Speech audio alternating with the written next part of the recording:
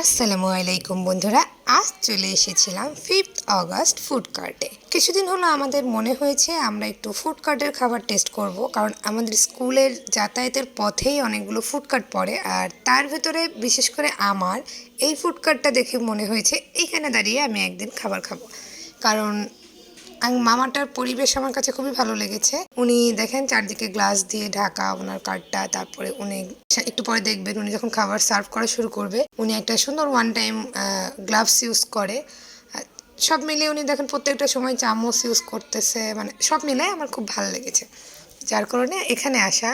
আর আমরা এখানে প্রায় 10-11 জন মানুষ এসেছিলাম। তো এতগুলো মানুষ, ফুডকার্টগুলো যেহেতু রাস্তার পাশেই ছিল, রাস্তার পাশে দাঁড়িয়ে তো আসলে এতগুলো মানুষ খাবার খাওয়া সম্ভব নয়, তাই আমরা পার্সেল নিয়ে নিয়েছিলাম। আর এখানকার সুবিধা উনি আপনারা যদি চান কোথাও বসে খাবেন তাহলে উনি আপনাদের ওয়ান টাইম প্লেট দিয়ে দেবে। আর উনি মূলত এখানটাতেও ওয়ান টাইম প্লেটেই খাবার সার্ভ করছে। তো আপনারা চাইলে আপনাদের ফুডকার্ট থেকেই একটা ওয়ান টাইম প্লেট দিয়ে দেবে।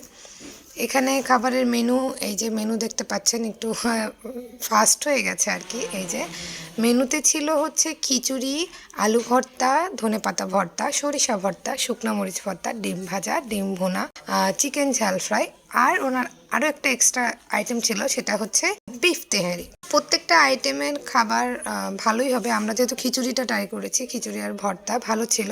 তেহারি দেখে আমার মনে হয়েছে এটাও হয়তো মজা হবে, যেহেতু ট্রাই করিনি ওটা আমি খুব ভালো বলতে পারবো, তবে দেখে মনে হয়েছে ওটাও ভালো হবে। খিচুড়ির সাথে ভর্তাগুলো আপনাকে কম্পালসারি উনি দেবে।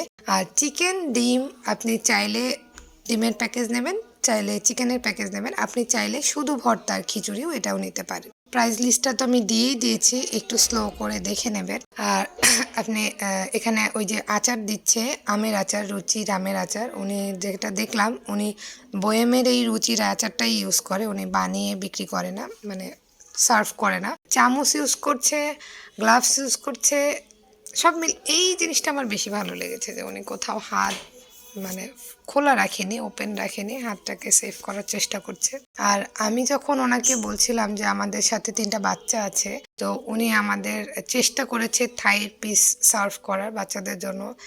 এটা আমার খুব ভালো লেগেছে, মানে উনি উইলিংলি বলছিল যে ঠিক আছে আমি বাচ্চাদের জন্য একটু ভালো পিস দিয়ে দিচ্ছি, এবং উনি আলাদা করে দিয়েছিল ব্যাগটা, যে এইগুলো বাচ্চাদের জন্য দেবে। বিষয়টা আমার খুব ভালো লেগেছে। আর আমি যখন ভিডিও নিচ্ছিলাম উনি একটুও বিরক্ত হয়নি, উনি বরং বলছিল হ্যাঁ হ্যাঁ করতে পারেন।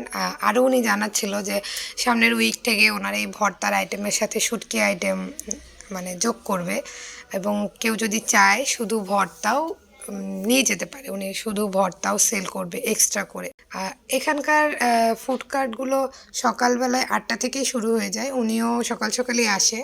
খাবার বেশিক্ষণ থাকে না, মর্নিং টাইমটাতে 11টা-12টার ভিতরে শেষ হয়ে যায়। তো আপনারা যদি কেউ চান এখানে এসে এই মামার খাবার ট্রাই করবেন, তাহলে অবশ্যই গ্রিন স্কোয়ারের সামনে চলে যাবেন এই মামার ফুডকার্টে। ফুডকার্টের নাম 5th অগস্ট। এই যে আমাদের পার্সেল রেডি হয়ে গিয়েছে, এখন আমাদের ব্যাগে করে দিয়ে দেবে। এই যে আমার মেয়ে খাচ্ছে, আজ চলে যাচ্ছি, বাই বাই।